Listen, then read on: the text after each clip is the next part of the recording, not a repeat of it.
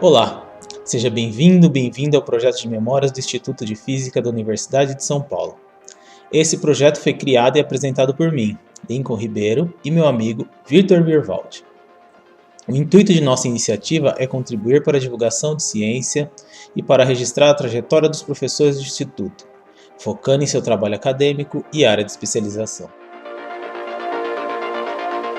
Neste episódio, vamos entrevistar Ricardo Galvão, professor do Departamento de Física Aplicada. Ele é pesquisador na área de física de plasmas, tendo obtido seu doutoramento pelo MIT. Foi diretor do prestigiado Instituto Nacional de Pesquisas Espaciais, o INPE, e foi um dos responsáveis pelo planejamento e construção do primeiro tokamak brasileiro, o TBR-1. O senhor vem de uma família de engenheiros, isto é, seu pai e avô eram da área. Quais problemas científicos lhe interessavam quando jovem, vindos de suas leituras ou influências familiares? E como foi sua escolha e entrada em engenharia de telecomunicações na UFF? Bom, realmente eu venho de uma família de engenheiros, né? Meu pai e meu avô materno eram engenheiros, mas também a outra parte da família, meu avô paterno, avós, eram todos professores, né? Então já havia na minha família um certo ambiente voltado à ciência, em particular às ciências exatas, né? E eu pensava, eu tinha até uns 14, 15 anos, e naturalmente iria seguir a engenharia, seria minha carreira. Eu gostava já de matemática, e naquela época, quando eu era criança, quem ia bem em matemática na escola sempre se dizia que ele seria engenheiro. Mas aos 14 anos já eu comecei a aumentar a minha curiosidade, primeiro por coisas práticas. Comecei a ter maior curiosidade por eletricidade e eletrônica, fiz um curso de correspondência de eletrônica e também muitos questionamentos sobre coisas mais profundas, né? Como o universo surgiu, como surgiu a vida e coisas desse tipo, né? Eu estudava na cidade, 14 anos, estudava num colégio católico, colégio salesiano, e por sorte, um dos irmãos que davam aula ele tinha uma visão muito avançada para a época, mesmo para um religioso, né? E ele começou a colocar coisas sobre teoria da evolução, etc. E isso abriu muito meus horizontes. Eu já comecei a me preocupar principalmente com questões do universo, por que existiam as leis fundamentais. E já quando eu tinha 15 ou 16 anos, eu tive acesso ao livro do Jorge Gamow, o famoso Jorge Gamow, que até passou um tempo no Brasil, visitou o Brasil, mas que fez a teoria no final do Big Bang, né? Mas ele tem um livro de iniciação científica muito bom, e eu comecei a ler. Na verdade, essa leitura durou quase 2 anos e meio, que foi no colegial todo, porque muitas das perguntas que tinha no livro, mesmo meus professores do colegial não conseguiam responder, e eu até duvidava de algumas questões, por exemplo, quando ele discutia a mecânica quântica, né? Mas já comecei a me despertar para a física. E no colegial eu acabei sendo um bom aluno de física, aliás, de físico-química. Eu tinha dúvida se ia para química ou para física, né? E então já estava mais interessado em ir para a área de ciências mesmo.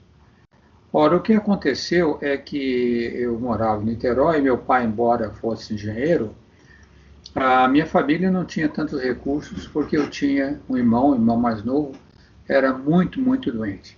Então exigia praticamente todos os recursos da família para tratá-lo. Então eu sabia que eu teria que fazer a universidade trabalhando. E não tinha muitas opções, porque para fazer física no Rio de Janeiro, ou faria física na Universidade Federal do Rio de Janeiro, que eu teria transporte longo, né? Porque se eu morasse em Niterói, trabalhar aí a UFRJ seria difícil, ou então na PUC do Rio de Janeiro. A PUC do Rio de Janeiro teria que ser paga e eu não tinha recursos para isso. Então a opção que eu tive foi fazer engenharia elétrica na própria Fluminense. Ficando em Niterói, eu podia trabalhar e estudar ao mesmo tempo, que foi o que eu fiz. E no curso de engenharia, quando eu entrei para o curso de engenharia elétrica, tinha as duas opções de engenharia de potência e engenharia de telecomunicações, e eu percebi logo que engenharia de telecomunicações envolvia conhecimentos matemáticos mais avançados e conhecimentos de eletromagnetismo mais avançado, né? Então eu fiz a opção de ir para a engenharia de telecomunicações e já no segundo ano no terceiro ano, eu fui convidado para ser monitor de física. Então eu já comecei a misturar a física com a engenharia, né? Achava que talvez eu fosse realmente mudar para ser engenheiro ou ir direto para a física.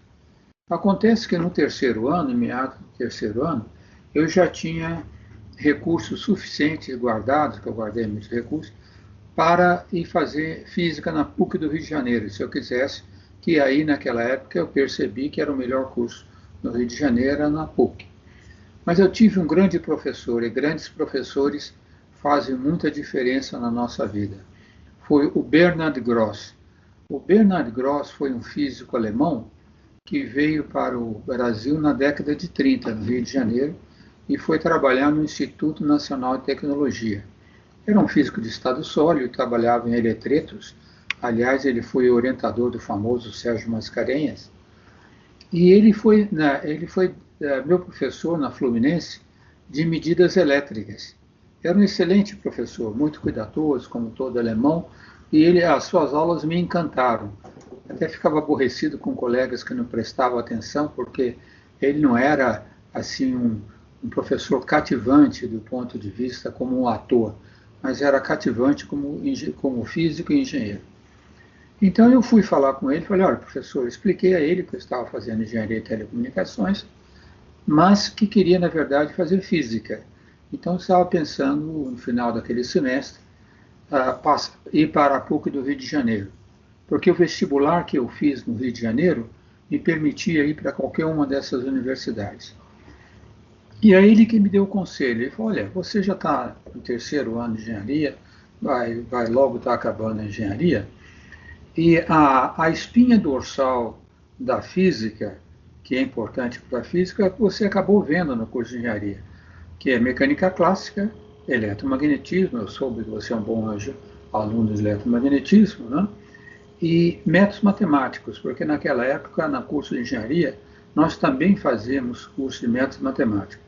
Chamava-se métodos matemáticos para a engenharia, mas que é equivalente a métodos matemáticos para a física. E ele falou, e a física, ele deu um conselho muito interessante. Ele disse, a física tem uma espinha dorsal, que é matemática, mecânica clássica, eletromagnetismo e mecânica quântica. Essa é a espinha dorsal da física. As outras matérias, estado sólido, nuclear, etc., decorrem dessa espinha dorsal. E como já fizeste praticamente tudo em engenharia elétrica, eletromagnetismo, ele me aconselhou a comprar o livro do Alonso Ufim, de Física Moderna, e começar a ler esse livro, né? Eu comecei a ler o livro para me acostumar mais com introdução à mecânica quântica, e algumas coisas eu perguntava a ele. Ele falou, leia esse livro, vai lendo durante o curso de engenharia, termine a engenharia elétrica e vai fazer, então, a física durante a sua pós-graduação. Foi um conselho espetacular, foi muito bom, foi um conselho que acabou guiando a minha vida, porque eu acabei fazendo uma carreira, eu não sou um físico profundo, de teorias profundas em física, mas, por outro lado, a engenharia me deu uma visão muito ampla de engenharia de sistemas, que me ajudou muito em várias coisas que eu fiz na física, sempre trabalhando assim numa fronteira entre física teórica e física experimental. O senhor fez cursos na parte de computação. O que tinha de computação no seu curso, no seu curso de graduação?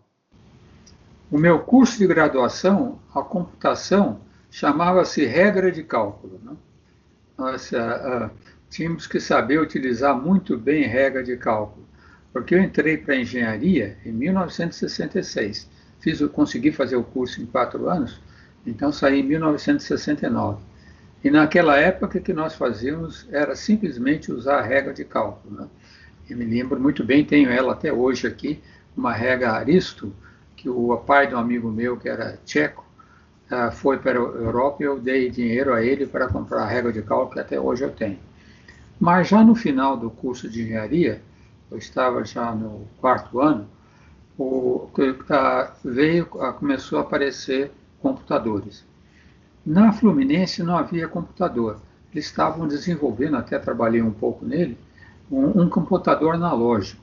Talvez vocês nem saibam que seja um computador analógico hoje em dia, mas nós desenvolvemos um computador analógico. E o computador mesmo, o computador digital, não havia na Fluminense. Então nós fizemos um curso de introdução à computação na Universidade Federal do Rio de Janeiro. Eu fui para a UFRJ e fiz um curso de introdução à computação, a Fortran, né? Essencialmente Fortran, que não foi um curso tão bom, não aprendi muito porque não era um curso, era muita gente, tinha muito pouca disponibilidade. Eles tinham um computador IBM 1130, um computador muito pequeno para o que nós temos hoje em dia. Mas, por felicidade, aconteceu o seguinte na minha carreira. Eu já, como queria fazer o curso de Física, eu me inscrevi para fazer pós-graduação na PUC do Rio de Janeiro. E ganhei a bolsa, e o curso ia começar em março. Eu fui visitar a PUC do Rio de Janeiro, né? E falei com o professor Alceu, que depois até trabalhou na USP, né? Ele falou, olha, você pode vir mesmo tendo feito engenharia, mas você tem que estudar mais a física moderna. Eu mostrei para ele que tinha estudado a Sulfim, mas ele falou assim, não terás um pouco de dificuldade aqui no curso. Ora, acontece que naquela ocasião, o diretor do INPE, em São José dos Campos, Dr. Fernando de Mendonça, tinha um programa espetacular para desenvolver o INPE. Ele fazia o seguinte, ele pegava alunos de todo o Brasil, em praticamente quase todas as áreas, engenharia, física, matemática e até química, né? E pegava 200 alunos que tinham sido altamente recomendados e trazia para São José dos Campos. E em São José dos Campos, ele dava uma bolsa, que era como se fosse um salário por 2 meses, e aqui no INPE, então, ele dava um curso de física moderna, matemática avançada, método matemática avançada, introdução à ciência espacial e computação, um curso forte de computação. Então eu vi naquilo a oportunidade de aprender computação e também física moderna antes de começar o meu curso de pós-graduação na PUC do Rio de Janeiro. Então eu apliquei para o INPE e fui aceito. E vim para o INPE, né? E realmente foi um curso espetacular. Era tempo integral. Era de manhã à noite, trabalhava de manhã, aprendi de manhã e de tarde, e à noite fazendo exercício, todo mundo junto. E o curso foi tão espetacular, e eu acabei sendo aprovado para fazer pós-graduação no INPE, que eu resolvi ficar no INPE mesmo. Não fui para a PUC do Rio de Janeiro. Eu não sei se foi uma decisão correta, mas olhando para trás, pelo menos eu posso dizer que aprendi. E no INPE eu aprendi muita computação. Eu, depois de 2 meses de INPE, a questão de computação, Fortran, dominava completamente e não tive problema durante todo o resto do meu curso de pós-graduação. Professor, o seu primeiro emprego como cientista foi no INPE. Então, a gente está interessado em saber como surgiu a oportunidade de trabalhar lá e quais eram seus conhecimentos sobre pesquisas espaciais e desmatamento na época. Qual era a quantidade e a qualidade de pesquisa que a gente produzia nessa área e os tipos de equipamentos que eram necessários para a execução das atividades diárias? Bom, a minha ida para o INPE, a oportunidade foi como eu mencionei na resposta anterior, né? O Fernando de Mendonça, preocupado em desenvolver a pesquisa espacial no país, fez anúncio do INPE por todas as universidades do Brasil e fez aquele processo de seleção para aceitar 200 alunos e eu fui escolhido nesse processo. Essa foi a razão de eu vir para o INPE, né? E fiquei no INPE, como eu disse, porque o curso de introdução que ele dava 2 meses foi tão bom e a atmosfera era tão criativa aqui que eu resolvi continuar a minha carreira no INPE, né? No INPE, naquela época, então, quando eu vim, eu não sabia nada de ciência espacial, absolutamente nada. Inclusive, eu vim para o INPE interessado, se eu ficasse aqui, em trabalhar com lasers, porque o INPE já usava lasers para fazer espalhamento da atmosfera, usando o sistema LIDAR, para medir moléculas na atmosfera, né? Então, eu vim pensando até trabalhar em laser, que eu me interessava por laser quando eu vim para o INPE. depois fui trabalhar em plasmas. Mas o INPE, na ocasião, essa questão ambiental, desmatamento da Amazônia, nem se falava nisso. No Brasil, praticamente, era um tópico que não se falava praticamente sobre a questão de monitoramento ambiental. Mas o que havia no INPE, e sim o seu diretor já tinha consciência disso, que era muito importante o Brasil entrar na área de satélites para aplicações civis. E já se estava falando na época de lançar o satélite Landsat, o satélite americano, para fazer sensoriamento remoto da Terra. Então, quando eu cheguei no INPE, já me colocaram logo num grupo de sensoriamento remoto. Aliás, o meu primeiro trabalho foi especificar um gravador que ia gravar imagens recolhidas de um avião que voava, que foi o primeiro bandeirante comprado pelo INPE. Um dos primeiros bandeirantes foi comprado pelo INPE e se colocaram-se câmeras no INPE e tinha um gravador que gravava todos os dados. Então, meu primeiro trabalho como engenheiro foi, inclusive, especificar esse gravador. Mas, ao mesmo tempo, eu comecei a fazer estudos bastante aprofundados da ionosfera. Me interessei muito pela ionosfera, porque eu vi essa aplicação de ciência espacial, ionosfera, e também astros, etc., muito interessante, porque envolvia bastante conhecimento de eletromagnetismo que eu tinha, que eu vim da engenharia, eu conhecia.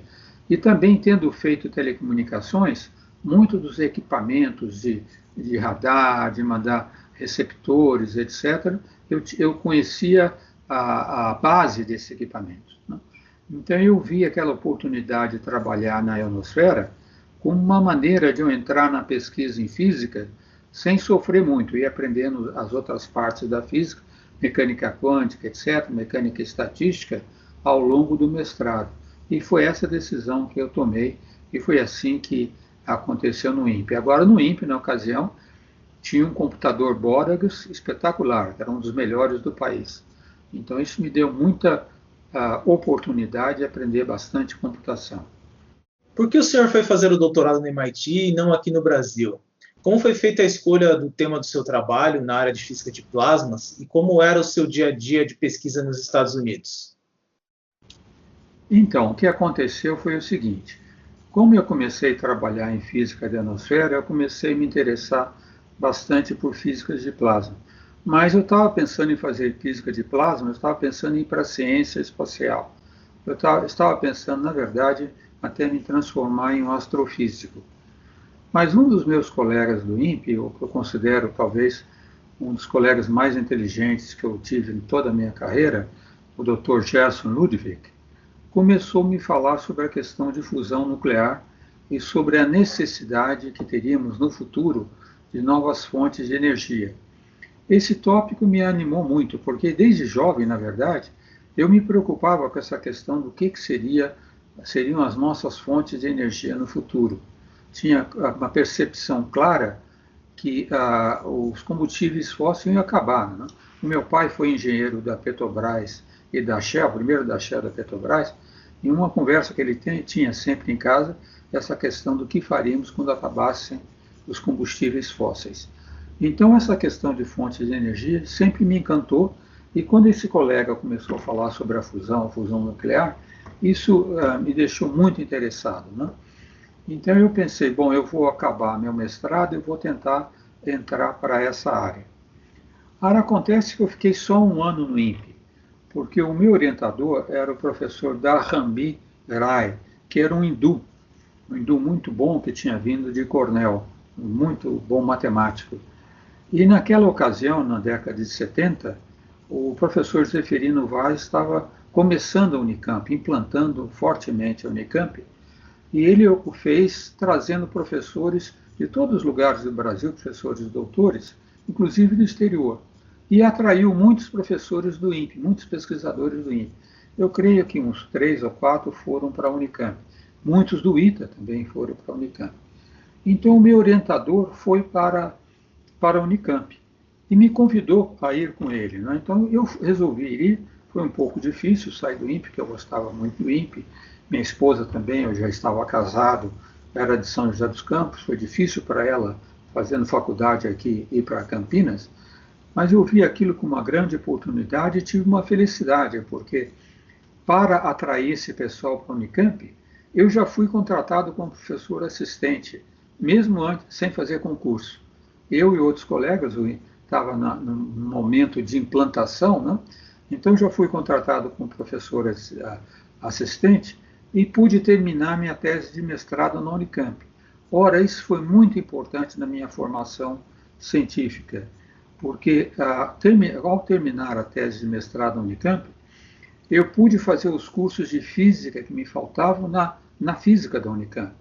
Então fiz mecânica quântica com um grande professor de mecânica quântica, fiz mecânica estatística, fiz métodos matemáticos mais avançados até na própria engenharia elétrica. Então isso foi muito bom para a minha formação na parte física que estava deficiente.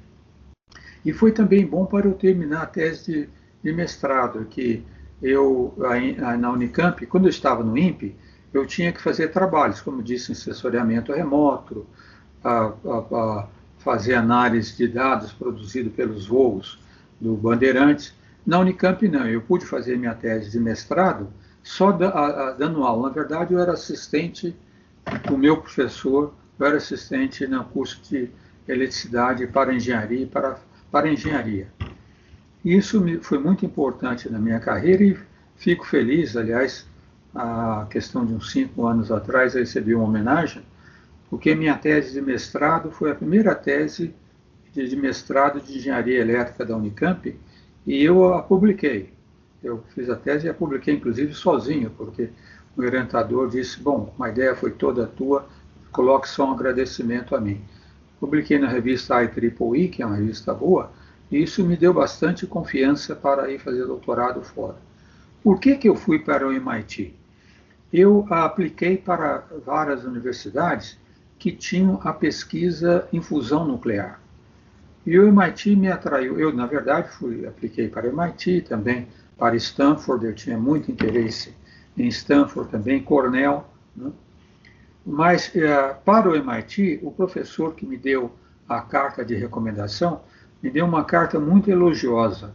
E eu também consegui uma nota boa no exame de inglês, no TOEFL, né, no exame de inglês. Isso me deu uma boa condição de ir para o MIT. E eu me interessei porque lá no MIT agora ainda é assim, é um pouco diferente do que fazemos no Brasil.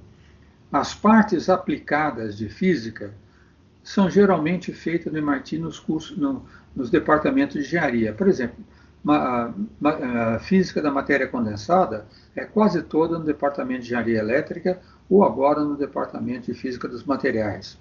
A parte de fusão, pesquisa em fusão, era feita no departamento de engenharia nuclear.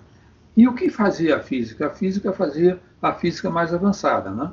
Também física nuclear, já começava a ideia de física de sistemas complexos, né? E físicas de altas energias. E isso me interessou muito, porque no MIT eu falei, eu vou não só para fazer a minha tese, mas eu vou fazer o maior número de cursos possível para aprender o máximo possível. Inclusive, durante o doutorado todo, eu fiz 4 cursos por semestre e já escolhia 1 ou 2 cursos para não tirar A, porque lá nos Estados Unidos eles exigem uma grande quantidade de problemas. Então eu falava, bom, esse curso eu vou fazer, posso tirar um B, não tem problema, não faço todos os problemas, mas quero aprender. Isso foi muito útil. Isso foi muito útil para a minha formação posterior, principalmente porque eu queria voltar para o Brasil depois do doutoramento e queria trazer comigo o máximo de conhecimento. Então a escolha do MIT foi por isso e também por ter aceito, né? Por que não ter feito doutorado no Brasil? Não havia fusão nuclear no Brasil naquela ocasião. Havia muito pouca pesquisa, em física havia alguma, mas era mais física da matéria condensada e física de altas energias. Não havia ninguém falando, nem falava em física de plasmas. Na verdade, houve um professor do ITA que fez a sua tese em Stanford em física de plasmas, mas ao retornar para o Brasil não trabalhou mais nisso. Então eu sabia que nessa área eu teria que fazer no exterior. Esses cursos que o senhor fez no MIT durante o doutorado eram todos na área de física ou o senhor fez algumas coisas? Fiz cursos na física, na engenharia nuclear, na engenharia elétrica e na engenharia aeronáutica. Eu pegava cursos paralelos porque eu tenho uma visão que, infelizmente, ainda permeia no Brasil. Parte do pessoal que faz pesquisa no Brasil foi formada na Europa. E como eu trabalhei na Europa depois, eu vi que o sistema europeu é um pouco distinto, né? No sistema europeu, a pessoa se especializa o máximo possível logo e tenta ter resultados avançados, que é importante, sem dúvida, né? E o sistema americano, que diz que o americano é especializado, é o contrário. Nos Estados Unidos, eles incentivam que a pessoa tenha uma visão mais ampla de diferentes áreas, né? E na minha pesquisa em fusão, que não é uma física de fronteira, vamos dizer assim, mas uma física complexa e bastante difícil, conhecimentos de engenharia são essenciais. Sem ter um conhecimento forte de engenharia, não se consegue fazer quase nada. E por isso que eu fiz bastante curso nas áreas de engenharia também. E lá é no sistema de créditos também, professor? Como a gente tem hoje? Você se inscreve, é como no Brasil, né? O que tem que fazer, a diferença é que, por exemplo, eu estava no departamento de engenharia nuclear, embora fizesse, a maioria dos meus cursos eu fiz na física, né? E lá o que faz é o seguinte: quando a pessoa chega no MIT, eu creio que seja assim ainda, o departamento que o aluno vai nomeia um orientador de curso. Esse orientador, o aluno discute com ele a sua carreira e vai tendo, então, ideias de que cursos ele deve fazer, certo? Por exemplo, no departamento de engenharia nuclear, eu fiz física de reatores de fissão, fiz física de reatores 1 e 2, sobre reatores, engenharia de reatores eu fiz, né?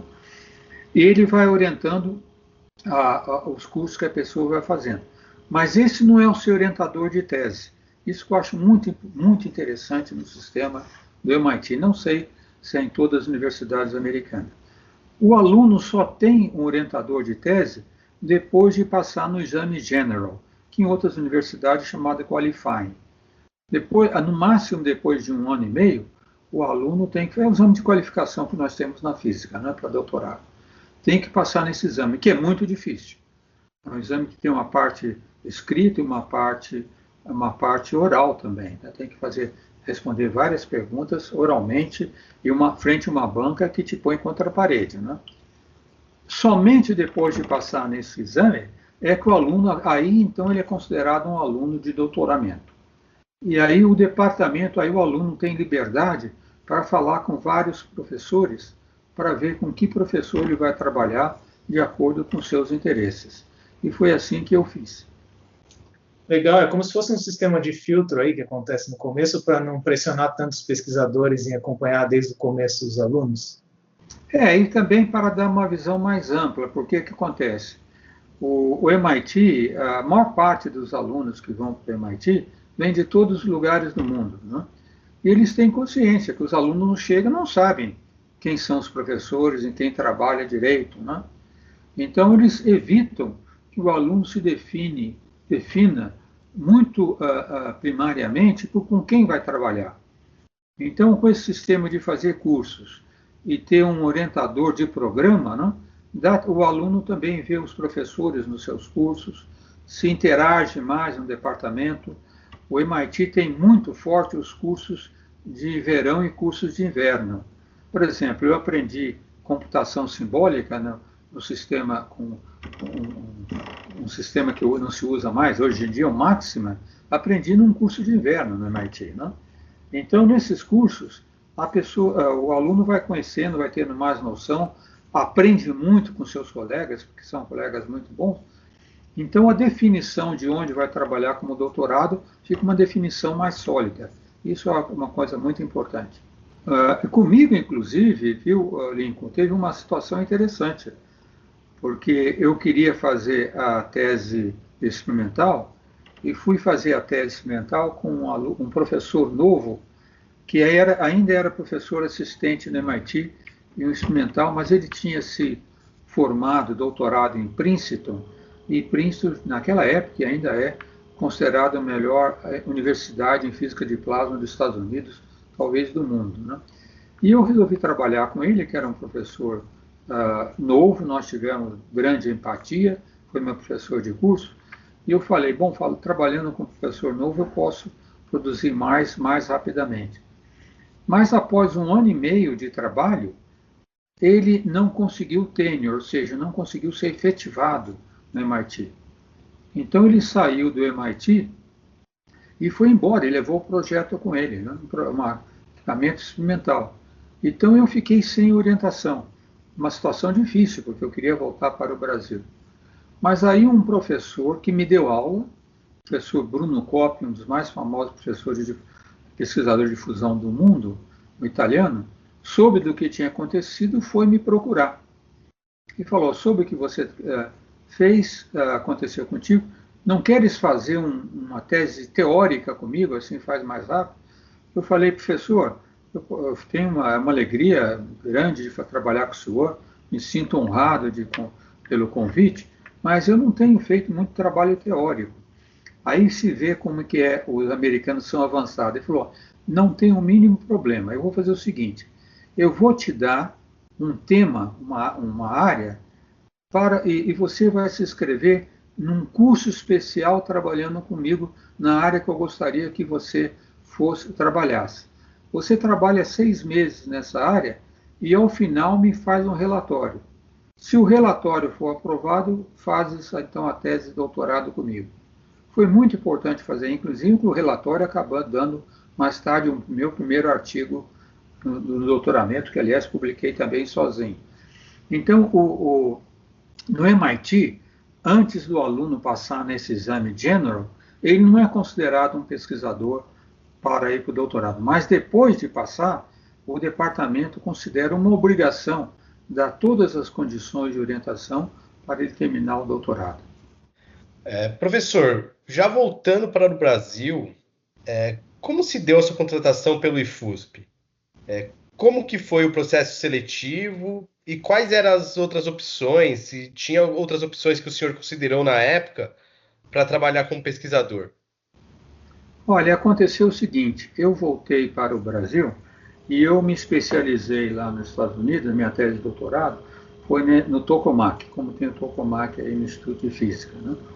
E eu voltei para o Brasil, para a Unicamp, porque o professor Rogério Cerqueira Leite, que acho que era diretor na época, ele formou no Instituto de Física um grupo muito forte de pesquisadores na área de plasma, pensando em entrar em fusão nuclear, e com o professor Paulo Sacanaka e outros professores.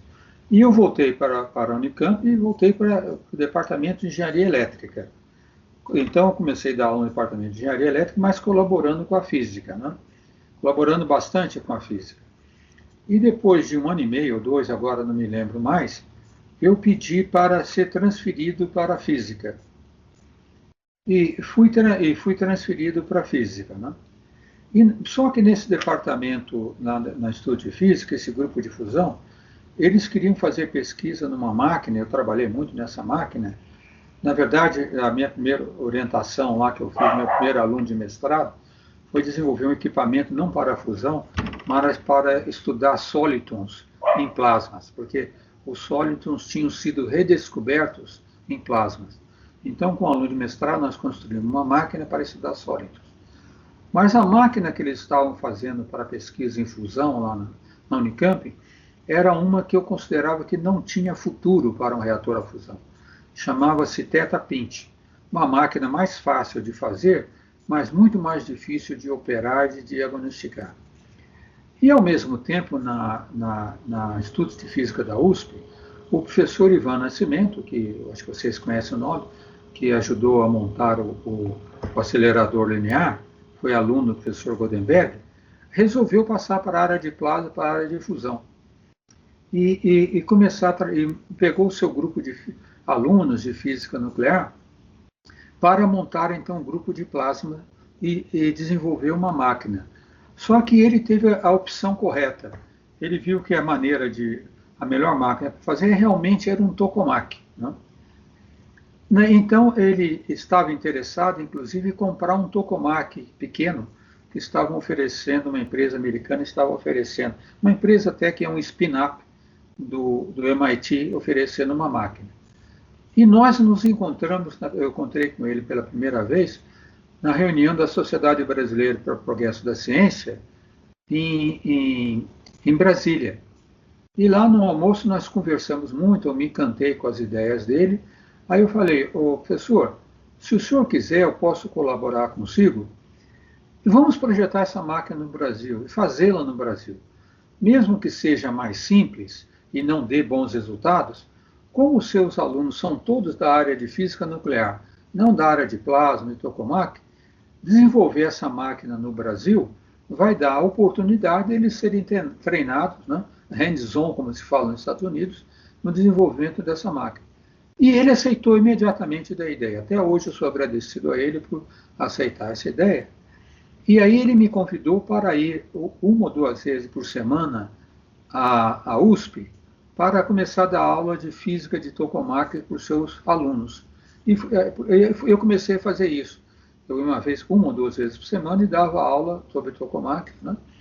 E aí o professor José Goldenberg, que era diretor do Instituto de Física na USP, na época,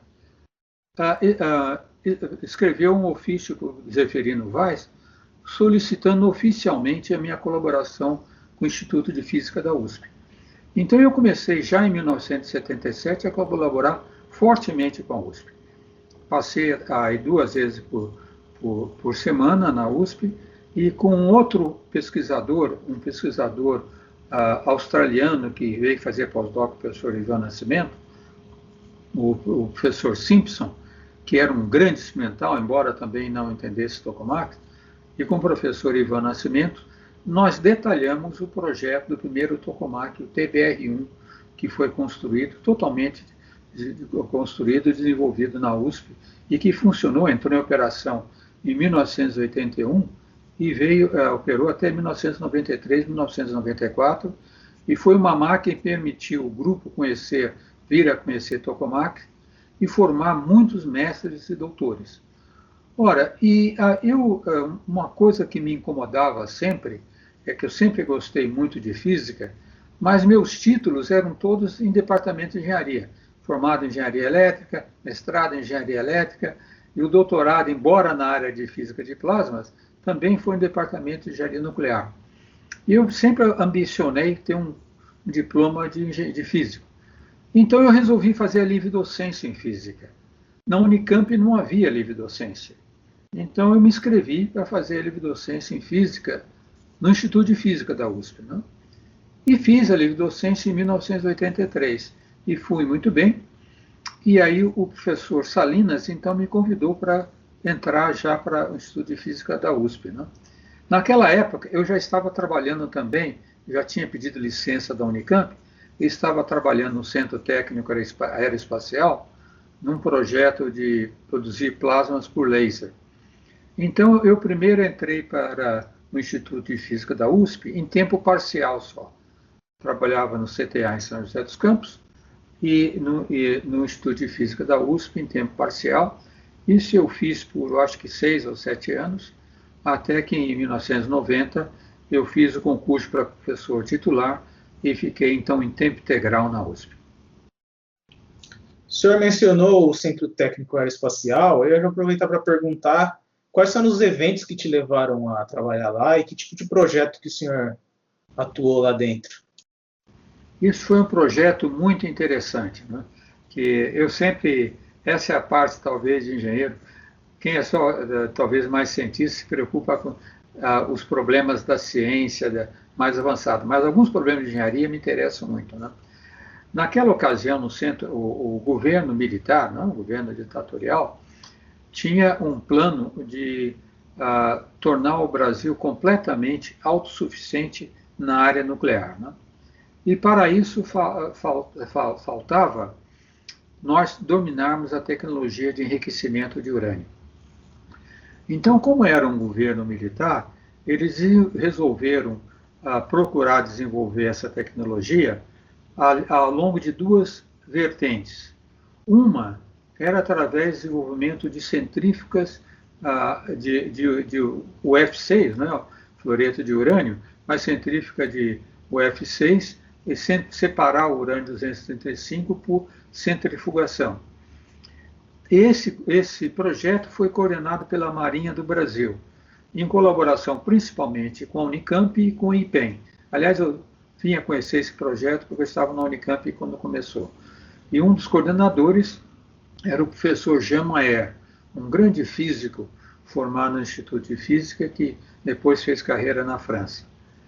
E a outra vertente, que foi explorada pela aeronáutica no CTA, é fazer o enriquecimento a laser, o enriquecimento de urânio a laser, né?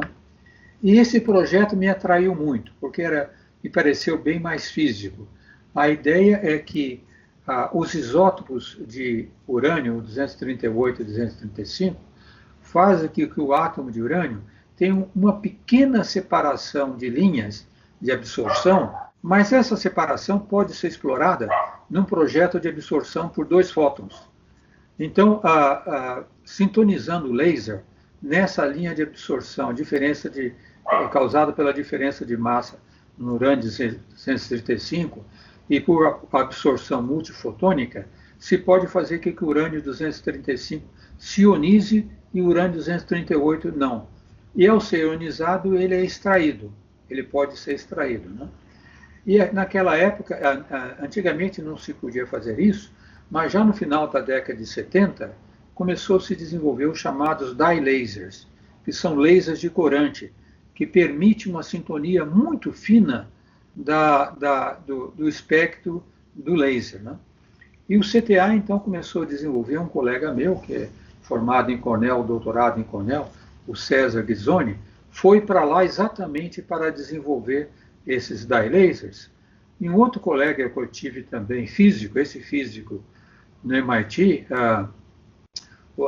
o Peter Grinizen, que era um professor da Universidade Federal do Rio Grande do Sul, mas foi meu colega no MIT na área de física, um especialista de laser, também foram para o CTA para explorar isso, fazer a separação isotópica para absorção de laser.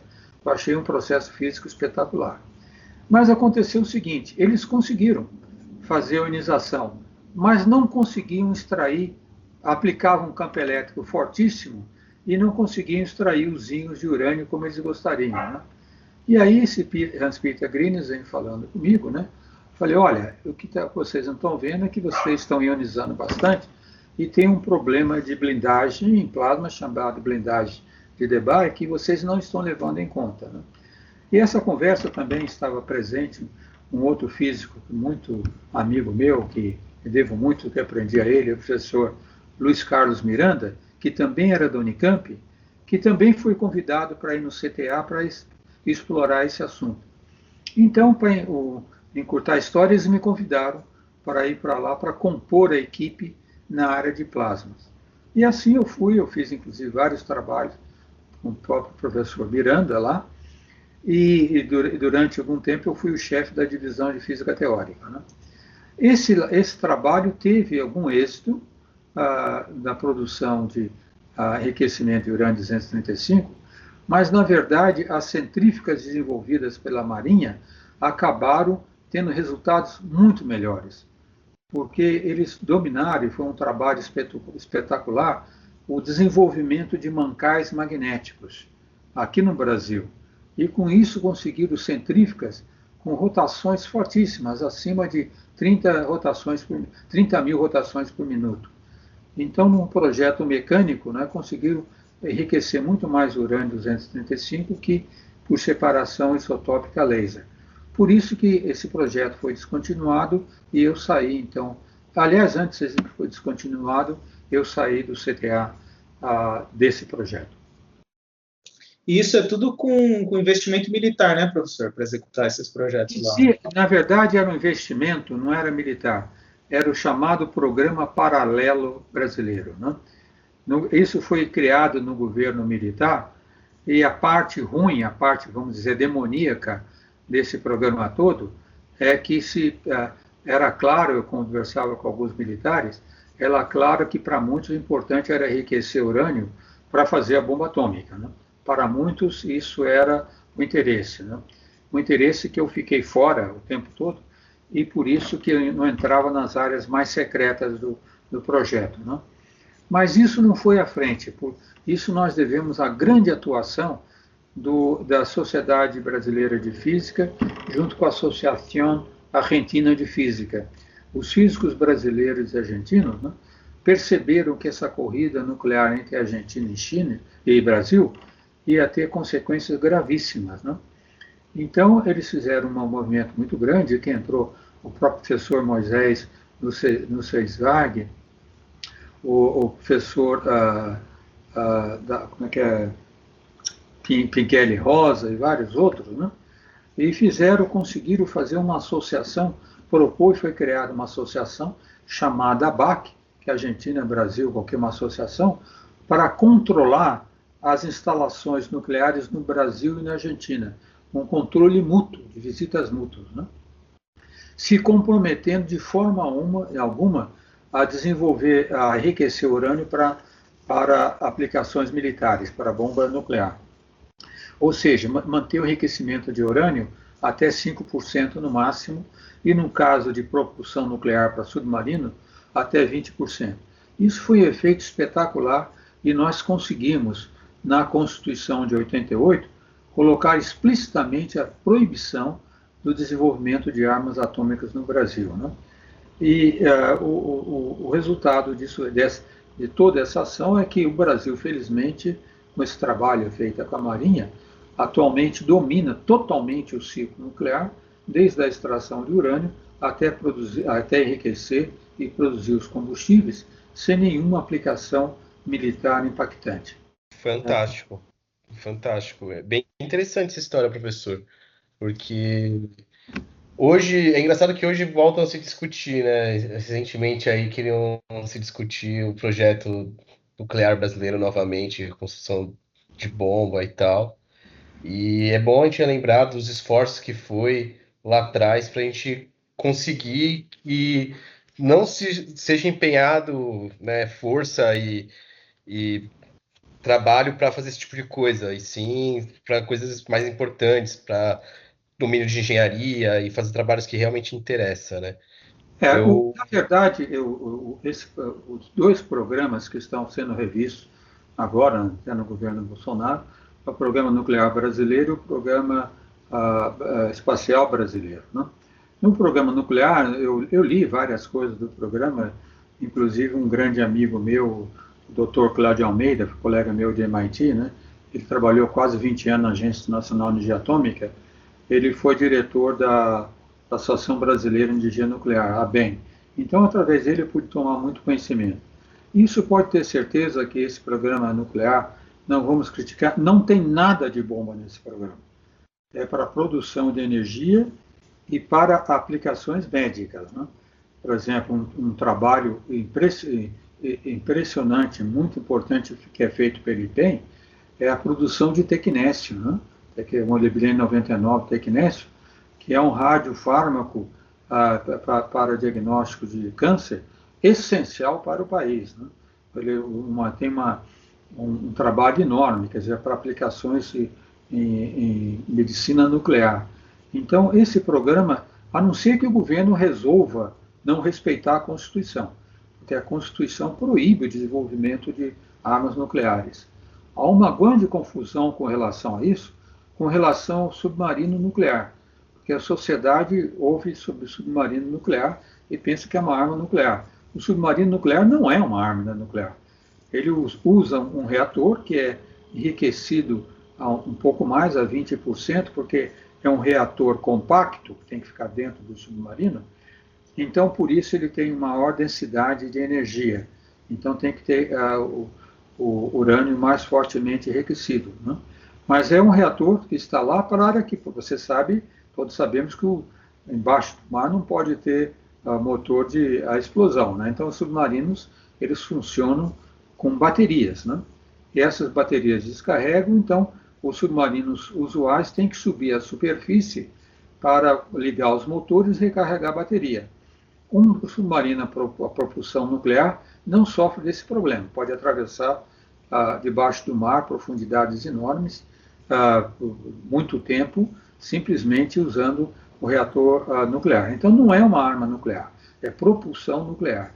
E às vezes há um pouquinho de confusão na mídia a respeito disso. O senhor participou da construção do tokamak brasileiro no começo dos anos 80. Na época, em qual estágio se encontrava o nosso conhecimento no Brasil para a construção desse tipo de máquina? E como conseguiram os recursos para executar esse projeto? Olha, como eu mencionei na resposta de como eu fui para a USP, né, o conhecimento era muito pequeno. Existia alguns físicos, o maior grupo de plasma que existia, que mais experimental, era na Unicamp. Eu acho que nós éramos da ordem de 6 ou 7 professores, e havia um grupo na plasma teórico na Universidade Federal do Rio Grande do Sul, que foi criado pelo professor Darcy Dillenburg. O professor Darcy Dillenburg também muito interessado na física de plasma, não só para aplicação em fusão, mas para a ciência espacial, criou um grupo lá que foi concentrado como um grupo teórico. E depois, na USP, como eu disse, não existia em si um físico de plasma especialista. Havia o professor Ivan Nascimento e vários outros seus alunos e colegas que eram físicos altamente capacitados em física nuclear. Mas as instalações em física nuclear, muitas delas são muito próximas às de plasma, né? Os equipamentos, as câmaras de vácuo, muita coisa é muito parecida.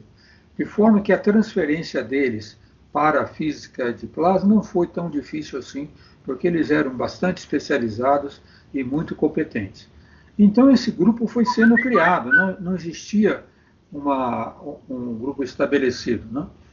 Mas o desenvolvimento do tokamak brasileiro, como eu disse, foi muito importante porque todos eles aprenderam construindo, né? A melhor maneira de aprender é construindo, né? E publicando papers, terminando tese. Eu pensava que esse tokamak não ia durar mais do que 4 ou 5 anos, porque era tão modesto que não ia produzir nada relevante. Mas os nossos colegas encontraram coisas relevantes para fazer no tokamak. Eu mesmo tive um aluno de doutorado, o professor Volo, que desenvolveu um método novo de diagnóstico de plasma usando micro-ondas que não havia sido feito antes, né? E várias outras aplicações. E com isso, o grupo brasileiro começou a ter destaque. Primeiro, grande destaque na América Latina, porque até então o país mais avançado em pesquisa de plasma em fusão era a Argentina, e por volta de meados da década de 80, final da década de 80, nós passamos eles, tanto em número de pessoas como de publicações, e fomos alcançando bastante destaque, até que o professor Ivan Nascimento, ele foi convidado para ser membro do International Fusion Research Council. Esse International Fusion Research Council é um órgão consultor da Agência Internacional de Energia Atômica. Então, foi uma distinção muito grande, quer dizer, é o órgão que dá consultoria para a Agência Nacional de Energia Atômica sobre as direções de pesquisa em fusão. Depois dele, quando ele saiu, eu fui ser um membro desse grupo, né? E isso fez também que quando o tokamak, que está agora operando na USP, TCA-BR, chamava-se só TCA em Lausanne, foi descontinuado e parte dele ia ficar lá, o professor Troyon, Francis Troyon, que era o famosíssimo professor de Lausanne, né, me telefonou. Ele falou assim, olha, vocês não estão interessados em ter a máquina, nós ajudamos, se for o caso, a montar, porque nós identificamos que vocês é um dos poucos grupos capacitados nos países, ainda que não domina a área de plasmas bem, para desenvolver e instalar essa máquina. Isso foi uma grande surpresa, mas o resultado mostrou que ele tinha razão, né? Instalamos a máquina com grande sucesso e com muito bons resultados. Vamos aproveitar que a gente está falando sobre física de plasma. Queria que o senhor avaliasse qual foi a evolução dos últimos 30 anos nessa área, aqui no Brasil e em outros países, e como que o senhor entende essa parte dos custos para fazer pesquisa se tiver que montar uma máquina dessa como o tokamak, que o senhor falou, se isso é um impeditivo para que a gente tenha descobertas assim nacionalmente nessa área de pesquisa. Olha, essas máquinas, essa área de pesquisa, né, que em geral nós chamamos de Big Physics, né, que é toda essa pesquisa em fusão, a pesquisa em física de altas energias, até um pouco, bastante a área de astrofísica, não é mesmo? Os grandes telescópios, né? Até um pouco a área nuclear, né? Todas essas áreas existem instalações enormes, né? Mesmo lasers de altíssima potência, agora não tanto, mas no passado exigia instalações enormes também, né? Essas áreas exigem a instalação de grandes laboratórios. Isso, infelizmente, é no caso do Brasil, onde nós estamos sempre muito deficientes. Os nossos grandes laboratórios maiores, como nós tivemos, o pioneiro foi o Pelletron, né? Instalado no Instituto de Física na USP, né? E tivemos outros laboratórios instalados, agora temos espetacular o Sirius em Campinas, né? Mas esses grandes laboratórios começaram sendo feitos, como no caso do Pelletron, depois laboratório de plasmas, pelo próprio laboratório de física de plasma da Unicamp, em universidades. E a universidade, na minha opinião, não é o ambiente ideal para esses grandes laboratórios. Porque esses grandes laboratórios exigem muita gente, exigem engenheiros, técnicos e especialistas. Veja, uma máquina, como nós temos o tokamak TCA-BR trabalhando na USP, é uma máquina de mesmo porte, que eu visitei várias em outros laboratórios do mundo, tem pelo menos da ordem de 20 a 30 físicos, uns 20 engenheiros, técnicos, etc. Né? Ora, não cabe numa universidade ficar contratando, por exemplo, 20 professores de física de plasma. Não tem o menor sentido. Eu até seria contra no Instituto de Física da USP se o diretor viesse falar, vamos contratar 20 professores de física de plasmas. Então, o que há de problema com o desenvolvimento dessas áreas no Brasil? É que faltam grandes laboratórios nacionais. Temos um agora, que é o laboratório de Luiz V, começou depois o Sirius. Né? Imagine fazer o Sirius na Universidade de São Paulo. Seria impossível. Né? Então, nós temos que aprender, aliás, como funciona o Sirius agora, nós temos que aprender nessas áreas a trabalhar em grandes laboratórios. Por exemplo, eu fiz o meu pós-doutoramento em 1979, 1980, na Holanda, né? Num laboratório perto de um castelo chamado Rijnhuizen, que é um lugar muito bonito, né? Que era o laboratório de fusão holandês, com muita gente trabalhando. Sabe como é que eles fazem? O FOM, que seria o CNPq deles, tem esses laboratórios nacionais. Nesses laboratórios nacionais são colocados os grandes experimentos. O comitê científico desses grandes laboratórios é formado por professores de universidades que trabalham naquela área. Então, no FOM, onde eu trabalhei em Rijnhuizen, tinha 5 universidades, Utrecht, Amsterdã e várias, Eindhoven, que tinha professores que trabalhavam, que ajudavam a definir a área, e seus alunos trabalhavam lá. Quer dizer, quando o aluno ia fazer a pesquisa de doutorado experimental, ia para o laboratório. Então, os alunos faziam os seus trabalhos de cursos nas universidades, faziam alguns pequenos trabalhos de iniciação, montavam alguns equipamentos, alguns sistemas de diagnóstico pequeno, mas, ao fazer a pesquisa no laboratório maior, iam para esse único laboratório. Infelizmente, essa mentalidade não existe no país. Fora o Sirius agora, que era o Luiz V, existe sempre muita dificuldade de instalar grandes laboratórios. E isso foi um dos problemas que nós tivemos na área de fusão. Na pesquisa brasileira na área de fusão, que desenvolveu muito, o que aconteceu é que nos últimos 15 anos decaiu fortemente. O grupo da Unicamp foi extinto, o grupo de Campinas foi extinto, o nosso grupo diminuiu fortemente, né? E nós não conseguimos ter trabalhos de grande fôlego, que foi, eu acho que mencionasse, né? Um aluno vai fazer um doutorado, precisa ter equipamento, engenheiros próximos dele, ele não vai resolver tudo. E isso é a dificuldade que nós temos no Brasil para fazer o que nós chamamos de Big Physics. A única solução é como faz o pessoal de alta energia, inclusive no caso do Instituto de Física da USP, no CBPF também, né? Trabalhar em grandes colaborações internacionais. No caso da física de alta energia no CERN e outros laboratórios, no OG, na Argentina, também em Chicago. E no caso do Laboratório de Física de Plasmas, nós trabalhamos em colaboração com o JET, que é o Joint European Torus, que é o maior tokamak do mundo, que é um laboratório europeu que fica no Reino Unido.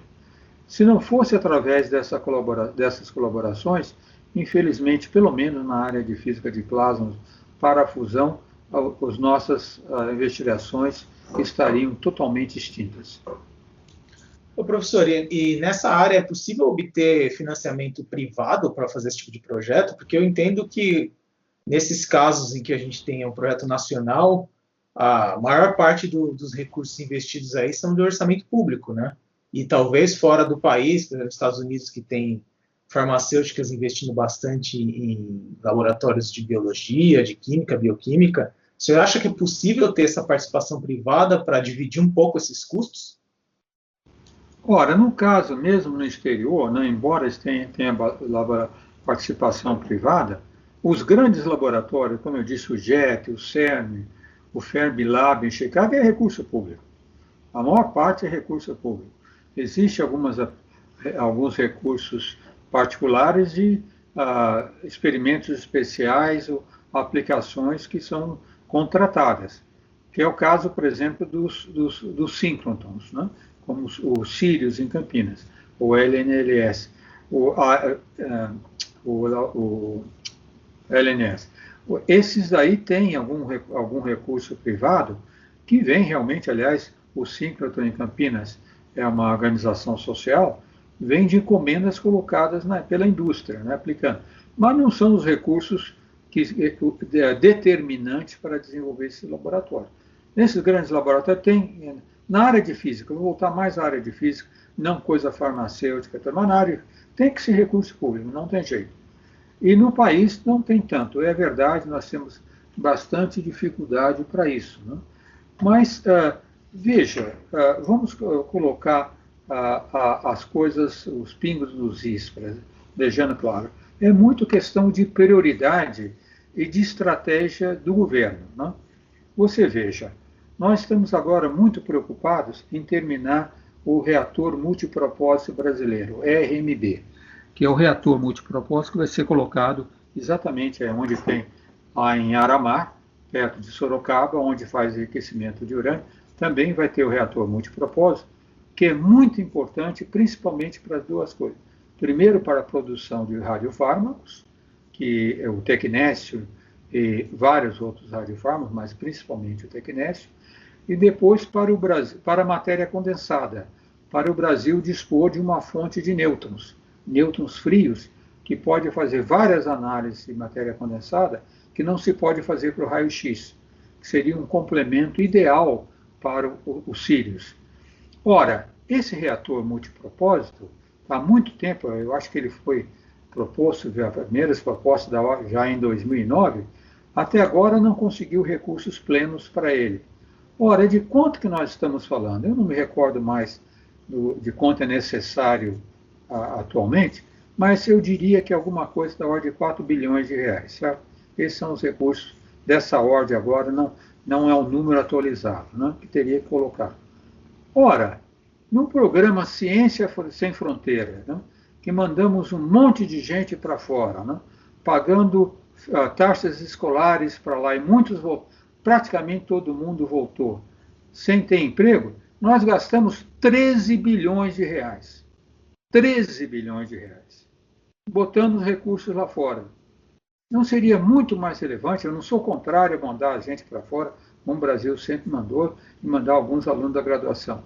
Não seria muito mais interessante colocar esses recursos desenvolvendo esses grandes laboratórios no Brasil, onde os alunos pudessem trabalhar? Então não é só falta de recursos, é falta de planejamento estratégico, é falta de inteligência governamental.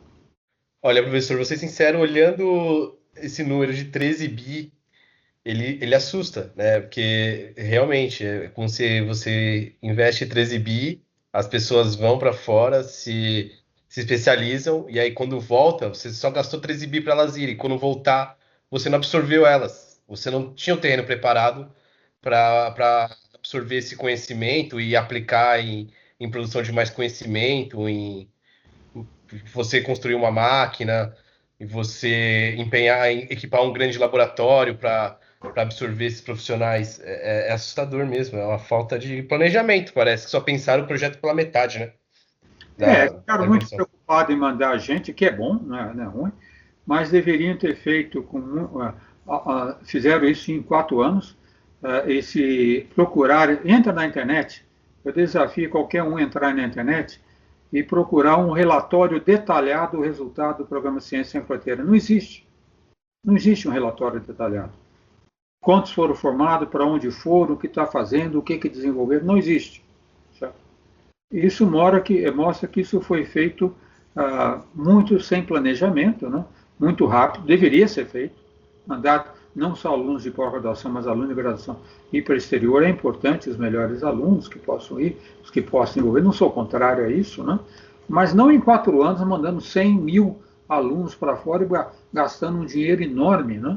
E sem um planejamento do que vai ser feito no país. Isso foi um erro crasso, infelizmente, feito pelo planejamento da presidente Dilma Rousseff, que teve outros méritos, mas nesse programa errou completamente. Em comparação com muitos países europeus e os Estados Unidos, o Brasil sofre imensamente com o financiamento de pesquisa em todas as áreas da ciência. Mesmo assim, temos tido um progresso gigantesco na publicação de artigos científicos nos últimos anos. Qual é a sua visão sobre a nossa capacidade de trabalho e de triunfar em ambientes adversos? E o que nos faz tão persistente, mesmo quando não há o mínimo apoio econômico para encaminhar projetos de natureza complexa? Olha, essa é uma característica nossa, uma característica louvável da comunidade científica brasileira, que às vezes os governos não valorizam como deveriam. Né? Eu, quando estive no MIT, existia, agora não me lembro mais, mas da ordem de uns 40 brasileiros fazendo doutorado lá em várias áreas. Né? E nós tínhamos colegas de muitas outras áreas, em particular do Irã. No Irã, a Pérsia, na época, o Shah do Irã mandava muitos alunos que faziam com bolsas, e de vários lugares também chineses. Naquela época não havia muitos chineses, aumentaram, vieram depois. E uma coisa interessante, quando eu conversava com todos esses estrangeiros, todos eles queriam ficar nos Estados Unidos. Fazer o máximo possível ficar nos Estados Unidos. Quando nós conversávamos entre os brasileiros, a maior parte, uma grande maioria, queria voltar para o Brasil. Desenvolver a ciência no Brasil. Sentiam um compromisso enorme com o Brasil. E assim foi. Nós tivemos exemplos marcantes. Né? O professor Marco Antônio Halpe se doutorou na Universidade de Wisconsin em matemática aplicada, voltou para o Brasil, foi até ministro de Ciência e Tecnologia. O nosso grande Sérgio Rezende, um dos melhores físicos do país, também doutorado no MIT, voltou, e muitos voltaram. Então existe entre nós, sempre existiu na comunidade científica brasileira, disso eu me orgulho muito, né? Uma preocupação enorme em desenvolver a ciência brasileira. Né? E durante muito tempo, mesmo no governo militar, na ditadura militar, melhor colocando, né? Mesmo no governo militar, nós tivemos um aspecto positivo, que existia uma classe de militares naquela época que eram muito nacionalistas, né? Muito preocupados com desenvolver soberanamente a ciência nacional. Foi esse grupo que organizou a pós-graduação brasileira, que criou a FINEP, que regulamentou os fundos setoriais e assim por diante. Né? Fortaleceu o CNPq, o CBPF na época estava completamente abandonado, sem recursos, colocou o CBPF no CNPq e houveram recursos através da FINEP. Toda a década, final da década de 70, final da década de 80, até meados da década de 90, os recursos foram razoáveis vindo da FINEP, não só para as pesquisas, mas para desenvolver a própria infraestrutura das universidades. O laboratório de plasmas, por exemplo, e alguns dos prédios que vocês veem aí na física, foram feitos com recursos da FINEP. Muita coisa em infraestrutura da FINEP. Então houve assim um ciclo positivo, mesmo com um problema econômico na meados da década de 80, mas houve um ciclo positivo que foi, eu diria, até quase o final do governo Lula, né? Veja, no governo Fernando Henrique, né? O Fernando Henrique regulamentou, então, os fundos setoriais, colocando verba na FINEP, e o Lula, mas esses fundos foram contingenciados. O Lula, ao entrar em governo, embora isso tenha sido feito por um outro governo, imediatamente entendeu isso como uma política de Estado e não só manteve o programa, como descontingenciou o máximo possível os fundos. Então, nós tivemos um período bom, não muitos recursos, mas recursos que eram estáveis. Infelizmente, isso acabou de duas maneiras. Primeiro que nós fomos a fonte do nosso próprio sucesso, né? Nós aumentamos o número de doutores formados, que não chegava a 2 mil no final da década de 80, a mais de 22 mil atualmente. Então, esses pesquisadores, naturalmente, procuram mais recursos. E não houve um crescimento de recursos suficiente. E outro foi a nossa grande falha no desenvolvimento, né? Embora tenhamos progredido fortemente na produção científica, não progredimos na inovação tecnológica. As nossas indústrias, nossas empresas não se associaram à academia, não houve maneira de criar-se mecanismos mais fortes para estimular o desenvolvimento tecnológico nas empresas, usando inovação tecnológica. Eu chamo de inovação tecnológica acionada pela ciência, né? Como vimos fortemente na China. Só aí na China eu fiquei encantado, às vezes fui na China, para ver como eles basearam suas políticas públicas em inovação tecnológica acionada pela ciência. Isso não houve no Brasil. E como não houve investimento do setor privado para a pesquisa científica, como ocorre em outros países, como ocorre nos Estados Unidos, como ocorre na Europa, né? E isso foi a nossa grande deficiência.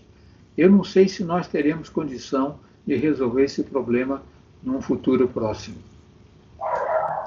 O senhor já respondeu um pouco da nossa próxima pergunta, e eu já queria encaminhá-la, então, para aproveitar o tempo.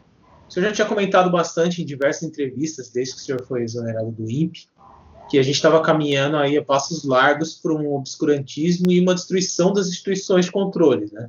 Principalmente essas que trabalham na parte de desmatamento, que foi justamente o caso aí do ministro Salles, né? A gente vai levar muitos anos para conseguir, talvez, estancar toda essa sangria que está acontecendo no Brasil. E aí eu queria entender com o senhor, onde que o senhor vê, onde podem acontecer grandes mudanças que vão nos permitir aumentar a produção científica. Porque, por exemplo, aqui em São Paulo a gente tem a FAPESP, que é uma instituição muito competente para alocar os recursos de pesquisa, né? Mas é uma realidade muito local, né? A FAPESP recebe uma fração do orçamento público, estadual, e faz uma alocação muito boa, justamente porque tem ali na coordenação, no corpo diretor, pessoas sérias, né, para fazer esse trabalho. Então, o que a gente precisa, como nação, para colher no futuro um investimento científico que a gente vai ter que fazer agora? Olha, embora a nossa situação, nosso cenário seja bastante cinzento, eu tenho vamos dizer assim, um rastro de esperança no meu espírito. Por quê? Vamos particularizar, né? Vamos ver, por exemplo, o exemplo que nós tivemos agora com essa... Desculpem. O exemplo que nós tivemos com essa pandemia que nós estamos passando, né? Ficou evidente para a sociedade a importância da ciência, mas ficou evidente, claramente evidente, né? Como foi importante ter esse desenvolvimento científico, né? Porque mesmo as vacinas que nós desenvolvemos não é porque foram aprender agora, é porque os institutos, as instituições fazem pesquisa básica nessas áreas há muitos anos, há dezenas de anos, né? Então estavam capacitados para responder à demanda da sociedade. Na questão do meio ambiente, na questão de desenvolvimento sustentável e mudanças climáticas, eu tenho grandes esperanças, porque a sociedade, principalmente os produtores, mesmo do agronegócio, da agroindústria, não sei se vocês viram um manifesto, eu acho que ontem, né, de mais de 300 instituições, ONGs, empresas, bancos, agronegócio, né, pressionando o governo para caminhar para uma pauta de desenvolvimento sustentável, mudar totalmente o seu discurso, né, inclusive pensando em aportar recursos. Por quê? Porque o mundo agora está percebendo, Vitor, que nós estamos chegando ao esgotamento do nosso planeta. Não é mais possível nós mantermos um desenvolvimento baseado num capitalismo predatório. Nós vamos ter que mudar a nossa forma de agir. Né? Nós não teremos um desenvolvimento sustentável, equânime, socialmente justo nesse século, sem políticas públicas fortemente ancoradas no desenvolvimento científico, mas fortemente ancoradas no desenvolvimento científico, né? Nos resultados científicos sólidos, para buscar soluções abrangentes e que sejam factíveis. Eu creio que a questão de uns anos atrás, só algumas pessoas dentro do governo percebiam isso, né? Eu tenho a impressão que a sociedade agora, a nossa sociedade civil, está se apercebendo dessa questão, né? Ficando cada vez mais clara para eles. Por exemplo, vamos colocar o caso da agroindústria, né? Eles sabem, os empresários que labutam nessa área, que são bem formados, que não são medíocres, eles sabem perfeitamente que se eles não tiverem uma espécie de selo verde para o seu futuro, para o seu produto no futuro, eles estarão fora do mercado americano, fora do mercado asiático, fora do mercado europeu. Isso vai ser imposto. A civilização está exigindo isso. Ora, para impor essas coisas, nós precisamos de desenvolvimento, precisamos de gente mais capacitada, precisamos de gente que produza. Vou dar um exemplo típico, só para se ter uma ideia. Né? Eu não sei se você conhece a noz macadâmia. A noz macadâmia, a noz europeia, né? Que agora é produzida no Brasil, né? Aqui no estado de São Paulo e em Três Rios, entre Rios, eu acho que Minas ou no Rio de Janeiro, né? É uma noz dificílima de processar, porque ela tem duas cascas, tem uma casca mais mole fora, depois uma casca mais dura, e para quebrar essa casca e produzir a semente, isso tudo tem que ser feito num ambiente regulado com uma umidade média de 5%, 5 a 8% no máximo. Né? Eu me interessei porque eu tenho um pequeno sítio e talvez produzir noz macadâmia, né? E fui ver entre córregos aqui em São Paulo, fui ver uma fábrica, que é uma fazenda enorme que produz noz macadâmia, né? Tudo vai para exportação, nada vem quase para o governo brasileiro. Né? Fui na fábrica e fiquei encantado, e se a pessoa vai lá e entra para ver toda a série de produção, primeiro, o diretor, o gerente da fábrica, eu creio que seja um doutor, engenheiro agrônomo formado pela Exalc, com doutorado pela Universidade de Queens, na Austrália.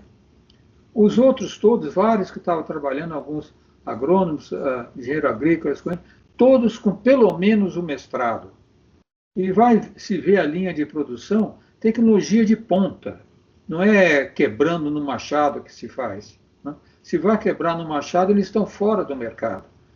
E assim, vários outros produtos e produzido de uma forma sustentável. Então, eu tenho esperança que o meio empresarial brasileiro, né, tire a cabeça de dentro da terra como avestruz e passe cada vez mais a exigir dos governos as políticas públicas corretas baseadas na ciência. E tenho uma grande esperança que a população brasileira perceba, agora que nós estamos tendo esse governo, né, que nos causa tanto mal, que independente da sua ideologia política, dependente da sua cor partidária, não pode mais votar em políticos medíocres, negacionistas que se opõem à ciência. Esses têm que estar fora do cenário político. A sociedade brasileira tem que se conscientizar disso e eu creio que vai se conscientizar. E é interessante, né, professor, que a gente tem instituições de excelência muito grandes aqui no Brasil, né? Ou seja, não faltam boas cabeças, por exemplo, Embraer e Embrapa, só para dar dois exemplos, né? A gente exporta tecnologia de ponta, né? E, inclusive, as nossas universidades aqui, o IFUSP, usando como exemplo, que produz uma quantidade enorme de artigos científicos de grande impacto, né, todo ano no Brasil. Né? Então, não é falta de boas cabeças aqui para a gente, né? Professor, estamos chegando no final da nossa conversa e gostaria de perguntar para o senhor quais são os projetos que atualmente você está envolvido. Olha, eu continuo envolvido no meu projeto na área de laboratório de física de classe, na área de fusão, colaborando com um colega meu do Instituto de Física, o professor Gustavo Canal, que, aliás, foi meu aluno de mestrado, trabalhava em Princeton, nos Estados Unidos, e na General Atomic, e retornou para o laboratório, e foi uma grande aquisição, né? Então, ele está propondo uma remodelação total da nossa máquina, o TCA-DR, e para isso, infelizmente, nós temos que correr muito atrás de recursos que são difíceis, que vai tornar a nossa máquina, embora pequena, muito atrativa no cenário internacional por alguns estudos que nós vamos fazer, que é viável, factível fazer nessa máquina sem muito custo, sem muita gente. Então, esse é um projeto que eu estou me dedicando, colaborando com ele, fazendo uma parte pequena, né? Porque eu agora já tenho 73 anos, completo 74 esse ano, no ano que vem já estarei pedindo aposentadoria, né? Então, reduzi um pouquinho a minha atividade na área de fusão. Mas, devido a esse embate com o presidente Bolsonaro, devido ao tempo que eu passei no INPE, eu comecei também a me dedicar mais à questão de aquecimento global. Eu estou agora desenvolvendo um trabalho, cuidado, eu quero fazer um trabalho de espécie de divulgação científica para publicar na Revista Brasileira de Ensino de Física o que é aquecimento global, o que está acontecendo, como que nós medimos temperaturas médias, e explicar essas coisas de uma forma mais paliatável para a população em geral. Porque muitos dos problemas que nós temos é que nós não passamos corretamente as informações para a sociedade. Então, estou me dedicando um pouco também a esta área, que não era a minha área anteriormente, mas eu tive que estudá-la, né? Então, o que eu estudei, eu creio que eu possa colocar num artigo de divulgação que será bastante interessante. E esse é um problema comum também, né, professor? De gerir um pouco essa parte da informação complexa para que a gente possa passar para a sociedade, né? A universidade tem uma dificuldade grande de fazer isso, né? É bastante difícil, né? E isso foi piorado, né, devido tem um aspecto positivo das redes sociais, mas elas têm um aspecto negativo, né, que elas permitem que essas ideias pseudocientíficas, né, ou negacionistas, né, sejam divulgadas rapidamente pelas mídias sociais, né, e dificultando a resposta científica correta, porque vocês sabem bem que muitas respostas científicas exigem uma certa profundidade, né, que às vezes não é compatível com a rede social. Então, isso dá trabalho, e eu creio que nós, cientistas, temos que aprender agora como fazer isso de uma forma bem mais eficaz.